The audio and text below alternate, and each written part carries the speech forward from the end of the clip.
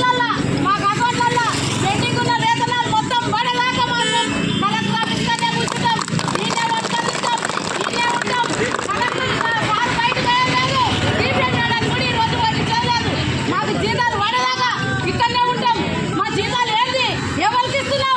ఈ అంత రాజభవన్ సెక్రటరీ పట్టుకొని మేము ఎంతగానో చేయాలి, ఎంతగానో మేము బాధలు పెడతారు. మాకు దసరాకు బట్టలు కావాలి, 2 జతల బట్టలు, చెప్పులు, నూనెలు, 2 టవాల్స్, శానిటైజర్లు అన్నీ మాకు ఇచ్చి ఈ దసరా నాడు మాకు దసరా వాతావరణం ఉండాలని చేయాలి.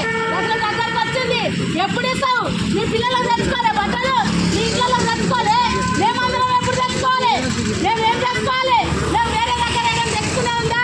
మేము చేసే కష్టం మీరే కదా, మా కష్టాలు మీరు ఎక్కడ పెట్టుకొని మేము ఏం తీసుకుంటే పని చేస్తారు అనుకుంటారు. సెక్రటరీ మంచినే, డిపే మేడం మంచినే, కలెక్టర్ సార్ మంచినే. మరి ఎవరిని అనుకోవాలి? మేము చెప్పుని మరి ఎవరిని అడగాలి? మొత్తానికి కొంచెము సభాయి పని బంద్ చేయాలని చెప్పి అక్కడ పని చేస్తాం. 700, 800, మొగోడు 30, 1500 జీతం, రోజు 1500 కూలి. మేము ఏం చేసుకొని తినాలనుకుంటున్నావు? నువ్వు మొన్న అంతగానే చెప్పినావు, నేను ఇప్పుడే పంపిస్తున్నాను. నువ్వు ఎట్లా పంపించాలి? నువ్వు ఎందుకు చెప్తున్నావు సెక్రటరీకు? సెక్రటరీ ఏదేదో వచ్చిన డబ్బులు మొత్తం ట్రాక్టర్ ఈఎంఐ కడతా, కరెంటు బిల్లులు కడతా, అవి కడతా, నా తాత చుట్టాలు అంతా అంటే మరి గలీజ్ పని చేసుకొని ఏం తీసుకుని వేయాలి? ఎందుకు నీకు పోయేస్తానే మా మీద? నువ్వు ఏమనుకుంటున్నావు? మాకు మండి పర్పస్ రద్దు కావాలి.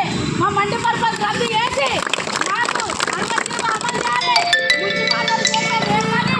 మా యొక్క అనుమతి ఇస్తారు, మా యొక్క కాళ్ళు కూడా లైట్లు వేస్తారు, మా యొక్క కాళ్ళు కూడా చెక్కలు వేస్తారు, మా యొక్క కాళ్ళు కూడా గోదాలు వస్తారు.